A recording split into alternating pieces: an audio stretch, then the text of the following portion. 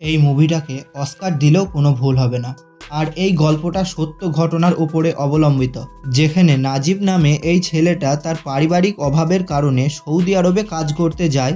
নাজিব এমনভাবে সেখানে ফেসে যায় যে তার বাড়ি আসা প্রায় অসম্ভাবী, যেটা দেখলে হৃদয়কে খুব বড়োভাবেই কাঁদিয়ে দেবে। নাজিব এখান থেকে কি তার বাড়িতে ফিরতে পারবে বা নিজের জীবনের সঙ্গে লড়াই করতে পারবে, সেটাই আমরা দেখব। তো আজ আমি এক্সপ্লেন করতে যাচ্ছি এই বছরের খুব জনপ্রিয় একটি Malayalam movie the god life. আপনি দেখছেন আপনারই প্রিয় চ্যানেল ফিলিক্স রোল।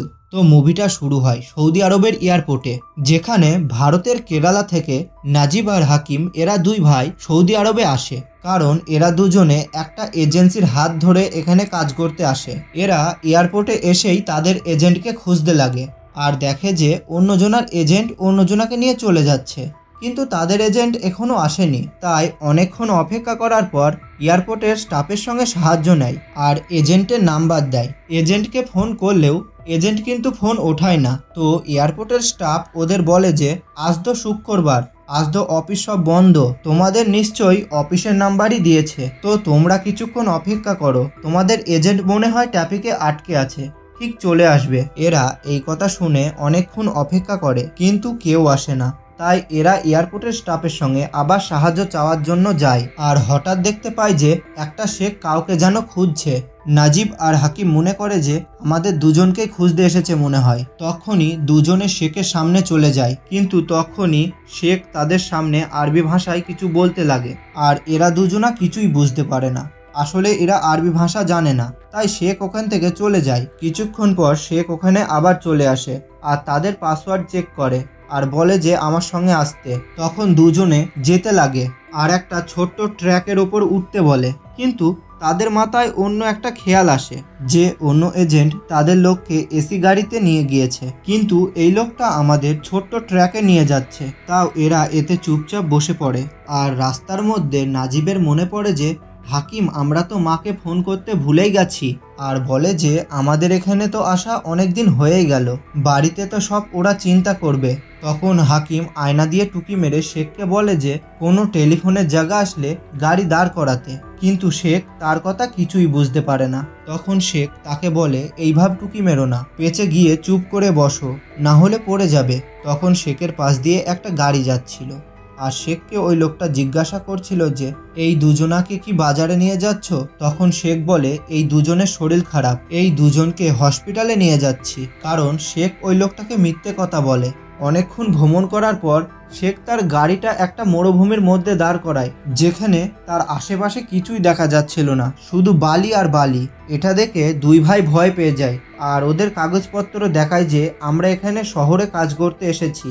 আর শেখকে বলে যে আপনি আমাদের এখানে ভুল করে নিয়ে চলে এসেছেন, আপনার নিশ্চয়ই কোনো জায়গায় ভুল হয়েছে। কিন্তু শেখ তাদের ভাষা কিছুই বুঝতে পারে না আর না শোনার ভান করে। আর তখনই একটা শেখ তাদের সামনে চলে আসে। ট্র্যাকওয়ালা শেখ এই শেখকে বলে যে তুমি এই ছোট্ট ছেলেটাকে রাখো, আমি কাল সকালেই আসব। এরপর আবার নাজিবকে ওর ট্র্যাকে বসতে বলে। তখন 2 নম্বর শেখ হাকিমকে জোর করে তার সঙ্গে নিয়ে যায়, আর দুইজনাই চিৎকার করে বলতে লাগে যে তোমরা আমাদের আলাদা করো না, তোমরা আমাদের ভুল ভাবছো। কিন্তু ওদের কথা কেইবার শোনে। তো ট্র্যাকওয়ালা শেখ নাজিবকে মারতে মারতে তার ট্র্যাকে বসায়। দুই ভাই আসলে কিছুই বুঝতে পারছিল না যে তাদের সঙ্গে কি হচ্ছিল।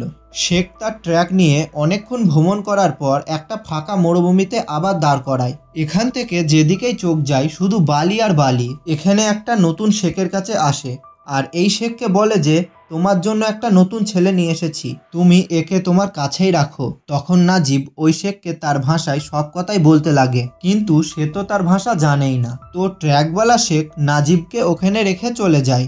এরই মধ্যে নাজিব এখানে একটা হিন্দি কথা বুঝতে পাওয়া বুড়ো লোককে খুঁজে পায়, যে বুড়ো লোকটা ওকে বলে যে তুমি এখানে কি করতে এসেছো, তুমি কি তোমার কাজ জানো? তখন নাজিবের খুব জল চেষ্টা লেগেছিল, তাই নাজিব তাকে তখন জলের কথা জিজ্ঞাসা করে। তখন বুড়ো লোকটা ইশারায় জলের ট্যাঙ্কিটা তাকে দেখিয়ে দেয়। তো নাজিব বেশি দেরি না করেই খুব তাড়াতাড়ি গিয়েই জল পান করতে লাগে। আর জল পান করার পরেই নাজিব ওখানে শুয়ে পড়ে আর ভাবতে লাগে যে হাকিম ওখানে কি করছে। এরই মধ্যে একটা উট এসে নাজিবকে ওখান থেকে উঠিয়ে দেয়। নাজিব তখন ভয় পেয়ে যায়। তো বাইরে খুব ঠান্ডা হওয়ার কারণে নাজিব শেখের ক্যাম্পে গিয়ে শুয়ে পড়ে আর তার অতীতের কথা ভাবতে লাগে। তো এখানেই আমরা ফ্ল্যাশব্যাক দেখি যে নাজিব কেরালায় নদীর তলা থেকে বালি তোলার কাজ করত। একদিন নাজিব তার বন্ধুকে গাল্প সিগারেট খেতে দেখে। তখন নাজিব তার বন্ধুকে জিজ্ঞাসা করে যে তোমার কাছে এই সিগারেটটা কোথা থেকে এসেছে। তো ওর বন্ধু ওকে বলে যে আমার গ্রামের অনেক লোকই গাল্পসে যায় আর ওখান থেকে অনেক জিনিসও নিয়ে আসে, ওখানে অনেক কাজও আছে আবার অনেক পয়সাও আছে। তখন নাজিব ওকে জিজ্ঞাসা করে যে ওখানে যেতে কত টাকা খরচা হবে। নাজিবের বন্ধু বলে যে মোটামুটি 30,000 টাকার মধ্যেই ভিসা আর পাসওয়ার্ড হয়ে যাবে। নাজিব বলে আমার কাছে তো এত পয়সা নেই, এর জন্য তো আমাকে ঘরও বিক্রি করতে হবে। তখন নাজিবের বন্ধু বলে আরে এতে তো তোমার কোনো ঘর বিক্রি করার দরকারই নেই, তুমি ওটাই করো যেটা সবাই করে, তুই তোর ঘর বন্ধক দিয়ে টাকা নে আর বিদেশে চলে যা। ওখানে গিয়ে 2 মাস কাজ করলেই ঘরটি ছাড়িয়ে ফেলবি আর 2-3 বছর কাজ করে অনেক পয়সা কামিয়ে তখন তুই ভারতে এসে খুব ভালোভাবেই থাকবি। নাজিবের তার বন্ধুর কথা শুনে ঠিকই মনে হয় আর বলে যে আমার কাগজপত্র কে বানিয়ে দেবে। তখন নাজিবের বন্ধু বলে যে তোর টেনশন নেওয়ার দরকার নেই, আমার মামার একটা এজেন্ট আছে, ও ওখানেই কাজ করে, যখন তুই পয়সা জোগাড় করে ফেলবি তখন তুই আমাকে বলবি। তো কিছুদিনের মধ্যেই নাজিব তার ঘর বন্ধক দিয়ে পয়সা জোগাড় করে ফেলে আর তার বন্ধুর মামাকে পয়সাগুলো জমা দিয়ে দেয়। এরপর এখানেই সিন চেঞ্জ হয় আর নাজিবের পরিবারকে দেখায় যেখানে তার মা আর স্ত্রী থাকে। ওর স্ত্রীর নাম হলো স্যানু আর স্যানুর 2 ভাই বিদেশে কাজ করে আর ভালো টাকায় ইনকাম করে। এর জন্য স্যানু তার স্বামীকে বিদেশে যাওয়ার কথা শুনে খুব খুশি হয়। নাজিবের মা আর তার স্ত্রী দুজনা মিলেই নাজিবের জন্য খাবার তৈরি করে দেয় যাতে ও রাস্তায় আর ওখানে গিয়ে খেতে পারে। নাজিব আর তার স্ত্রীর একটাই স্বপ্ন ছিল যে তাদের ভাঙাচোরা ঘরটাকে ঠিক করা, আর একটা খুশির খবর ছিল যে স্যানু মা হতে চলেছিল। এর জন্য দুজনেই তাদের বাচ্চার জন্য ভাবনা চিন্তা করত।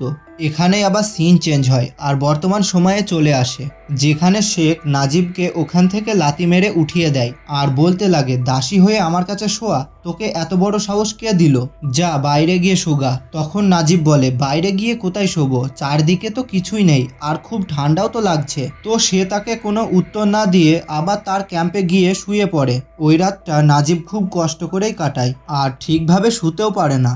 পরের দিন সকালে নাজিব দেখে যে ওই বুড়ো লোকটা ভেড়ার দুধ দোয়াচ্ছিল।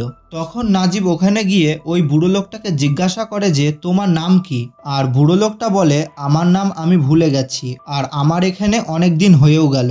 এরপরে ওই বুড়ো লোকটা নাজিবকে দুধের কৌটোটা দিয়ে বলে যে এই দুধটা শেখকে দিয়ে আসতে, কিন্তু নাজিব মনে করে দুধটা ওকে খাওয়ার জন্য বলে আর বেশি দেরি না করে দুধটা খেতেও লাগে। তখন বুড়ো লোকটা দুধ খেতে দেখে আতঙ্ক হয়ে যায় আর বলে যে তুমি এটা কি করছো, এই দুধ তোমার জন্য না, এটা হলো ওই শেখের জন্য। তখন নাজিব বুঝতে পারে আর দুধ নিয়ে শেখের কাছে যায়। শেখ যখন দুধ খেতে লাগে তখন নাজিব বলে যে স্যার আপনার কোনো জায়গায় ভুল হচ্ছে, আমি ভারত থেকে এখানে কাজ করতে এসেছি, এই দেখো আমার কাগজ। কিন্তু এই শেখ ওর একটা কথাও শোনে না আর ওখান থেকে তাড়িয়ে দেয়। পরের দিন আবার ওই গাড়িওয়ালা শেখ আসে আর 2 শেখ একসঙ্গে কথা বলতে লাগে। তখন নাজিব তাদের কাছে এসে ওর ভিসার পাসওয়ার্ড দেখায় আর বলে যে আমাকে এখানে ভুল করে এনেছেন, আমি কোম্পানিতে কাজ করতে এসেছি আর আমার ভাই কোথায় আছে, আমার ভাইকে কি কোনো কাজ দিয়েছো। এখানে ওর এইসব কথা শুনে গাড়িওয়ালা শেখ তার কাগজপত্র সব ছিঁড়ে ফেলে, যেটা দেখে নাজিব খুব কাঁদতে লাগে আর বলে আমার এখানে আসা এইটাই হলো একমাত্র প্রমাণ, আমি আমার পরিবারের সঙ্গে কথা বলতেও পারবো না কারণ ওই কাগজে আমার পরিবারের ফোন নাম্বার লেখা ছিল। এই কথা শুনে ওরা দুজনা কিছু মনেই করে না আর ওখান থেকে চলে যায়। কিছুক্ষণ পরে ওরা দুজনা টেন্টে গিয়ে রুটি বানাতে লাগে আর এইসব নাজিব দূর থেকেই দেখতে থাকে। তখন একটা শেখ তাকে ওখানে ডাকে আর একটা রুটি দেয়। তখন নাজিব খুব রেগে যায়, কিন্তু নাজিব একদিন ধরে কিছুই খায়নি তাই রুটিটা খাবার চেষ্টা করে, কিন্তু রুটিটা এতটাই শক্ত যে সে চিবাতে পারে না। তখন শেখ তাকে বলে জলে ভিজিয়ে খাও। যাই হোক নাজিব কষ্টমষ্ট করে রুটিটা খায়।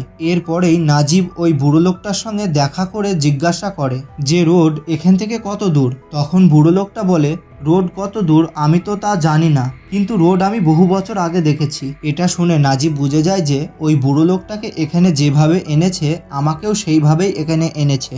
তো যখন রাত হয়ে যায় তখন নাজিব একটা ভাঙাচোরা গাড়ি দেখে তো ওখানেই নাজিব শোয়ার জন্য চলে যায়, কারণ ঠান্ডা থেকে সে বাঁচতে পারে। এর মধ্যেই আবার আমরা দেখি ফ্ল্যাশব্যাক, যেখানে সানু আর নাজিব তার বাচ্চার জন্য নাম ভাবছিল। তো কিছুদিন পরেই দেখা যায় নাজিবের পরিবার তাকে রেলওয়ে স্টেশনে ছাড়তে আসে। এখানে আমরা জানতে পারি হাকিম ওর আপন ভাই নয়, হাকিম হলো তার মাসির ছেলে, আর দুজনেই একই সঙ্গেই বিদেশে যাবে। কিন্তু দুজনের মধ্যে খুব ভালো মিলই ছিল, যেমন নিজের ভাইয়ের মতোই। হাকিমের মা নাজিবকে বলে, আমার ছেলের খেয়াল রেখো আর দুইজনা খুব ভালোভাবেই থেকো। তখন নাজিব বলে, মাসি তোমার টেনশন করার দরকার নেই, আমি আছি তো, আমি হাকিমকে নিজের থেকে বেশি খেয়াল রাখবো। আর এখানে সিন চেঞ্জ হয়ে বর্তমান সময়ে চলে আসে, যেখানে নাজিব সকাল সকাল তার হাত ধুচ্ছিল। হঠাৎ শেখ তার পেছনে এসে তাকে এক লাথি মারে আর জল কেড়ে নিয়ে ওখান থেকে চলে যায়। তখন নাজিব বলে, জল ছাড়া কিভাবে হাত পা ধোবো? তখন ওই বুড়ো লোকটা বলে যে জল ওরা এখানে কিনে নিয়ে আসে, যদি তুমি জল এইভাবেই নষ্ট করো তাহলে তো ওরা রেগে যাবেই, তাই তুমি জলের জায়গায় বালি ব্যবহার করতে পারো। তো দুপুরবেলায় যখন জলের ট্যাঙ্ক বোঝাই করার জন্য গাড়িওয়ালা আসে, আর তখনই নাজিব তার কাছে আসে আর অনুরোধ করে বলে যে আমাকে তোমার সঙ্গে নিয়ে চলো, রাস্তায় নামিয়ে দিবা, আর বলে যে আমাকে ভুল করে এখানে এনেছে আর আটকে রেখেছে। তখন ওই লোকটা নাজিবের কথা শুনছিল। তখনই শেখ ওখানে চলে আসে আর নাজিবকে জিজ্ঞাসা করে, তুই ওকে কি বলছিলি? মনে হয় তুই আর শুধরাবি না। আর ওকে তখনই বেল দিয়ে মারতে লাগে। নাজিব যখন তার হাত ধরে তখন শেখ তার সামনে বন্দুক নিয়ে চলে আসে, যেটা দেখে নাজিব খুব ভয় পেয়ে যায় আর বন্দুকের ডামার দিয়ে নাজিবকে মারতে লাগে। তখন নাজিব মনে মনে ভাবে যে আমার গ্রামে আমি যত খুশি জল ব্যবহার করতে পারতাম। তো একদিন শেখ নাজিবকে ঘুম থেকে তুলিয়ে তাকে ভেড়ার দুধ দোয়ানোর জন্য বলে। তখন নাজিব বলে, আমি দুধ দোয়াতে পারি না। আর ওই বুড়ো লোকটা কোথায়? ওই বুড়ো লোকটাই তো এই কাজ করে। কিন্তু বুড়ো লোকটা ওখানে না থাকার কারণে তাকে বাধ্যতামূলকভাবে দুধ দোয়াতে হবে। তাই নাজিব ভেড়ার কাছে গিয়ে দুধ দোয়ানোর চেষ্টা করে, কিন্তু পারে না। তখন ওই শেখ নাজিবকে দুধ দোয়ানো শিখিয়ে দেয়, যেটা দেখে নাজিব দুধ দোয়ানো শিখে যায়। তো বুড়ো লোকটা ওখানে এখনো আসে না। তখন নাজিব মনে করে বুড়ো লোকটা মনে হয় এখান থেকে পালিয়ে গেছে, না হলে অন্য কোনো জায়গায় তাকে দিয়ে এসেছে। এর জন্য ভেড়া চড়ানো, দুধ দোয়ানো সব কাজ তাকেই করতে হতো। একদিন ভেড়া চড়াতে গিয়ে দুটো ভেড়া একসঙ্গে লড়াই করতে লাগে, যেটা দেখে নাজিব তাদের আটকাতে যায়, কিন্তু নাজিব তাদের আটকাতে পারে না, উল্টে তাকে আহত করে দেয়। তখন ওখানে শেখ চলে আসে আর তার বন্দুক দিয়ে গুলি চালায়, যে কারণে ভেড়াগুলো সব ভয় পেয়ে যায়। তখনই নাজিব বলে, আমার সঙ্গে এইসব কাজ হবে না, আমাকে এখান থেকে নিয়ে চলো, না হলে আমাকে তো হাসপাতালে নিয়ে চলো, আমি তো আহত। তখন ওই শেখ বলে, এইসব ফালতু কথা বাদ দাও আর কাজ করো। নাজিব তখন ওখানেই কাঁদতে লাগে। তখন ভেড়াগুলো সব জোরে জোরে ভেবাচ্ছিল, যেটা দেখে নাজিব তার দুঃখ কিছুক্ষণের জন্য ভুলতে লাগে আর একটা ভেড়াকে চেপে ধরে আদর করতে থাকে। আস্তে আস্তে অনেক সময়ও চলে যায় আর অনেক মাসও হয়ে যায়, তাও নাজিব একদিনও স্নানও করেনি আর নিজেকে পরিষ্কারও রাখেনি। একদিন গাড়ির আয়নায় তার মুখটা দেখে আর সে নিজেকে চিনতেও পারে না। নিজের দাড়িগোপ দেখে অবাক হয়ে যায় আর অনেক কালো হয়ে যায়। তখনই শেখ ওখানে এসে ওকে বকতে লাগে আর বলতে লাগে, এখানে কি করছিস, যা তোর জায়গায় গিয়ে কাজ করগা। তো এরপরেই নাজিব তার কাছ থেকে কিছু সময় বের করে একটা ভাঙা কাঁচ দিয়ে তার দাড়ি কাটার চেষ্টা করে, কিন্তু তার সঙ্গে হয় না। তখন তার মায়ের কথা মনে পড়ে আর মনে মনে বলে যে, মা আমি এখানে আর থাকবো না, আমাকে যে করেই হোক এখান থেকে নিয়ে চলো। নাজিব তখন দুঃখ পেয়ে দৌড়ে একটা পাহাড়ের উপরে চলে যায় আর ওখানে নিজেকে মারার জন্য তৈরি হয়ে যায়। তখনই তার চোখে কিছু বাজ পাখি পড়ে, যারা কিছু খাচ্ছিল। কাছে গিয়ে দেখে যে এটা অন্য কিছু না, এটা হলো ওই বুড়ো লোকটার লাশ, যে এত সময় ধরে ওখানে ছিল না। নাজিব এই বাজ পাখিগুলোকে তাড়ানোর চেষ্টা করে, কিন্তু বাজ পাখিগুলো নাজিবের উপরে হামলা করে দেয় আর নাজিব ওখান থেকে কাঁদতে কাঁদতে পালিয়ে আসে আর নিজেকে মরার কথা ভাবা বন্ধ করে দেয়, কারণ ওর বারে বারেই ওই বাজ পাখির আওয়াজ কানে আসে। নাজিব তার মায়ের তৈরি করা আচারের মুটকি খুলে শুকতে লাগে। তখন তার পরিবারের কথা মনে পড়ে। কিছুদিন পর নাজিব একটা যুক্তি করে আর ভেড়াগুলাকে নিয়ে চড়াতে চলে যায়, যেখান থেকে নাজিব পালাতে শুরু করে। কিন্তু শেখ উঠে চড়ে নাজিবকে খুঁজে ফেলে। সে যেন আর কোনোদিন পালাতে না পারে, তার জন্য বন্দুকের ডামার দিয়ে বারে বারে তার পায়ে মারতে লাগে আর ভেঙে দেয়। এরপর নাজিবকে ওখানে নিয়ে এসে বেঁধে ফেলে দেয় আর জল খেতেও দেয় না। তো রাত্রের বেলায় ভেড়াগুলো যে জল খায় সেই জলই নাজিব পান করতে লাগে, যেটা খেয়ে ওর একটু ভালো লাগে। দেখতে দেখতে অনেক বছরও হয়ে যায় আর নাজিব ওই কাজের সঙ্গে অভ্যস্তও হয়ে যায়। আবার বাড়ি ফেরার আশাও ছেড়ে দেয়। একদিন ভেড়াগুলোকে চড়াচ্ছিল, হঠাৎ আকাশে মেঘ ঝেয়ে যায়, জোরে জোরে বৃষ্টিও চলে আসে। তখন ভেড়াগুলোকে নিয়ে নাজিব একটা পাহাড়ের নিচে চলে যায়। তারপর নাজিব একটা শুকনো রুটি নিয়ে বৃষ্টির জলে ভিজিয়ে ভিজিয়ে খায়। তখনই নাজিব দেখে যে গুহার মধ্যে কেমন একটা আওয়াজ আসছে। তো আস্তে আস্তে নাজিব ওর মধ্যে ঢুকতে লাগে। তখন গুহার অন্যদিকে দেখে আর একটা জায়গা, ওখানে একটা লোককে দেখে আর জিজ্ঞাসা করে, ভাই তুমি কে? তুমি মরুভূমিতে কি করছো? তখন আমরা দেখি ওই লোকটা আর কেউ নয়, ওই লোকটা হলো নাজিবের ভাই হাকিম। তার অবস্থা নাজিবের থেকেও খারাপ। কে জানে যে তাদের দুজনের কত বছর কত মাস পর দেখা হয়, আর কোতরে কোতরে কাঁদতেও লাগে। হাকিম বলে, ভাই আমাকে এই লোকগুলা খুব কাজ করিয়ে নিয়েছে আর খুব মেরেওছে, চলো আমরা এখান থেকে পালিয়ে যাই। নাজিব বলে, এখান থেকে পালানো সম্ভব না, আমি এর আগে অনেক চেষ্টা করেছি কিন্তু সফল হয়নি, যে কারণে সে আমার পাও ভেঙে দিয়েছে। এটা শুনে হাকিম খুব দুঃখিত হয়ে যায় আর বলে, ভাই কোনো ব্যাপার নয়, আমি তোমাকে দেখেছি, এটাই আমার সৌভাগ্য, এবার আমি মরে গেলেও শান্তি পাবো। এইভাবেই দুজনে একে অপরকে এইসব কথা বলতে লাগে। কিছুক্ষণ পর হাকিমের মালিক ওখান দিয়ে যাচ্ছিল, যেটা দেখে হাকিম বলল, ভাই আমাকে এখান থেকে যেতে হবে, আবার আমরা দেখা করব। তো কিছুদিন পর নাজিব যখন উটগুলো চড়াচ্ছিল, তখন কিছুটা দূরে নাজিব হাকিমকে দেখে আর হাকিম এক জায়গায় একটা কাগজ রেখে চলে যায়। নাজিব তখন খোঁড়াতে খোঁড়াতে ওই কাগজের কাছে যেতে লাগে, কিন্তু বেশি জোরে হাওয়া হওয়ার কারণে কাগজটা উড়তে লাগে। নাজিব খুব কষ্ট করেই ওই কাগজটা ধরে ফেলে। কাগজে লেখা থাকে, ভাই আমার কিছুদিন হলো এখানে কাজে জয়েন হওয়া, আর আমার সাথে একটা ইব্রাহিম নামে আফ্রিকান লোক থাকে। ইব্রাহিমের সব রাস্তাই চেনা, আমি আমাদের দুজনার কথা সব ইব্রাহিমকে বলেছি আর ও বলেছে আমাদের এখান থেকে নিয়ে যাবে। তো পরের দিন একটু সময় বের করে তিনজনা এক জায়গায় হয়, কিন্তু নাজিব খাবার না খাওয়ার কারণে মুখ দিয়ে কথাও বেরোয় না। তো ইব্রাহিম তখন বলে, কিছুদিন পরেই বড় শেখের মেয়ের বিয়ে আছে, তাই সব শেখ ওখানে যাবে, ওই দিনকেই আমরা তিনজনা সুযোগ পেলেই পালিয়ে যাব। এইভাবেই ইব্রাহিম তার সব যুক্তি ওদেরকে বলতে লাগে। কিছুদিন পরেই সব শেখ তাদের ভেড়া উটগুলোর জন্য খাবার বেশি করে নিয়ে এনে দেয় আর বিয়েতে যাওয়ার জন্য রেডি হয়ে যায়।